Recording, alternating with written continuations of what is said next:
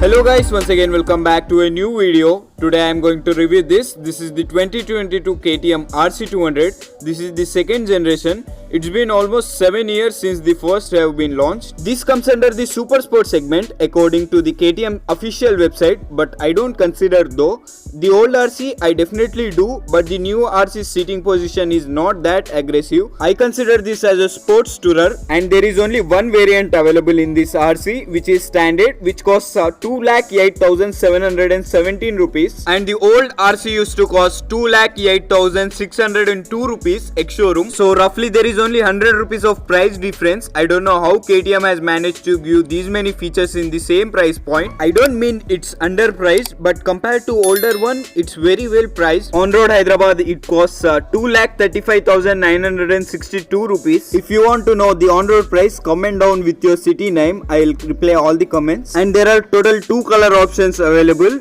silver metallic and black and orange. Now let's start with the detailed walk around. These are the keys of the motorcycle. It has this KTM branding on either sides. This is the front look. Front look is very much dicey. So many people, I have asked so many people, somewhere saying it was good and somewhere saying it was not good. It's subjective. And this is the front look. In the front it gets with all LED lights. This light is from the old Duke 390, and it gets with this surrounding orange lining. It has this KTM branding on it, and the material over here is dotted, and this is the DRL, which is blurred. It's not that visible in dark sunlight. So this is the front look, and it has this bubble visor like finish, which improves in aerodynamics. And here we have indicator. Let me turn on the indicator. So this is the indicator. To be frank, I didn't like this. The old RC's indicator used to be very good. It used to be very uniquely placed, and this is the number plate holder. Front tire section is 170 by 17 inches. It gets with new alloy design. To be frank, I didn't like it again. And this is the disc, 320 mm of disc. That is also very skinny. WP Apex suspension. In the older RC, it used to get WP suspension. Now it gets with 43 mm WP Apex suspension, and this is the side design. Here we have RC200 badging. Let me turn off the bike first. So here we have RC200 badging, and here we have KTM badging also. So many things going around here. And one more disappointment. Now the ground clearance is 158 mm. In the older RC it used to be 178 mm. So there is a very big difference. Radiator fan. The fan placement is little bit different. Now the engine directly won't throw the heat on your thighs. And this is the engine, which is 199cc liquid cooled engine. And this is the trellis frame powder coated chassis. Tank is finished in dual tone color, and you can see here these are 2 parts. Now the tank capacity is very much improved. Now it gets with 13.7 liters of fuel tank capacity. In the older RC it used to get 9.5 liters fuel tank capacity, and the tank cap has that hinge in it, which is a good thing. And here we have KTM branding, and this is the rider's seat, which is soft enough, and it has this RC branding on it. And this is the rear seat.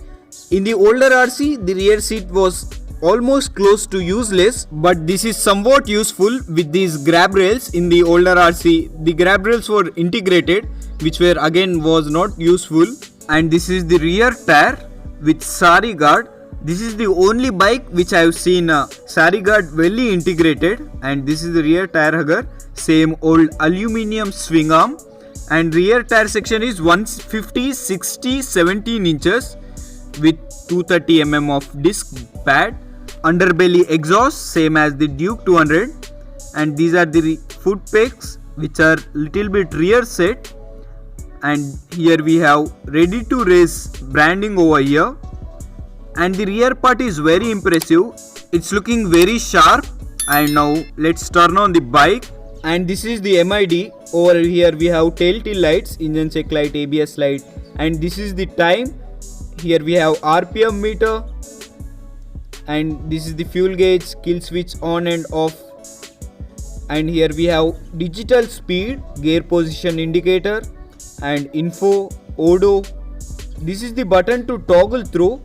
It shows 2 trip meters, trip A and trip B, and it has 2 modes. One is the regular road mode and one is the supermoto mode.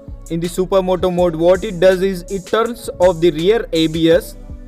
So that is the only difference, and now it's showing fuel range. It also shows distance to empty. So this instrument cluster is same as the Adventure 251. It offers good enough information to its segment. And this is the pass light. Here we have high beam, low beam, and this is the indicator button. Here we have horn. Horn is loud enough. So these are the apex suspension. They are raised 15 mm upside, and this is the kill switch with ignition button. And now let's hear the exhaust note now.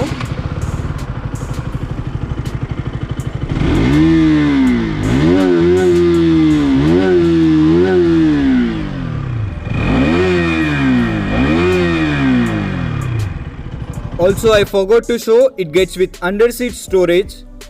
So here we have some space to keep documents itself. It doesn't fit anything inside other than the documents. So let's start with the ride review. The reason behind giving voiceover is as most of the times मेरा audio बहुत choppy आया. I really have to find a solution for that. This video was recorded on the way to the location. So let's all forget all those things and talk about the bike. The first impression was the seating position. It's not that aggressive compared to the old RC's seating position. It's very much enjoyable. I felt with pillion seating position is more aggressive than this. First of all, let's open the mirrors. These mirrors are completely useless because they don't have height adjust. They can only move forward and backward. దీనికి height అట్లా ఏం లేదా దీనికి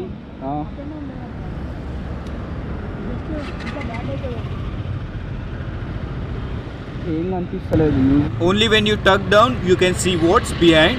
And this handlebar position, when you are riding on tracks, you can even make more aggressive by lowering the handlebar. Even that option is also available. And the refinement has been gone up further. It's more refined than the BS6 variant. Even the exhaust note and the low end and mid range power is the best. I felt like I didn't hit the top end. As you can see, I am riding in city, so I can't judge much. And the suspension is so impressive. I didn't expect this kind of suspension on a super sport motorcycle. It's soft, it's handling the bad roads very well, but because of this soft suspension you have to sacrifice the top end stability. But I can't judge, as I said, I didn't hit the top end. The main competition for the RC200 would be the R15M. So the R15M's low end and mid range torque is not good, torque and power. But this is very impressive. This shines when it comes to low end and mid range. And brakes are also very progressive. I am riding with a pillion. I managed to brake hard from the speeds of 80 kilometers to 20 kilometers without sliding the pillion onto me. Brakes have good stopping power. It has a feel and feedback in it. Hope you liked my efforts. If you did, like this video and subscribe to my channel. See you soon. Bye.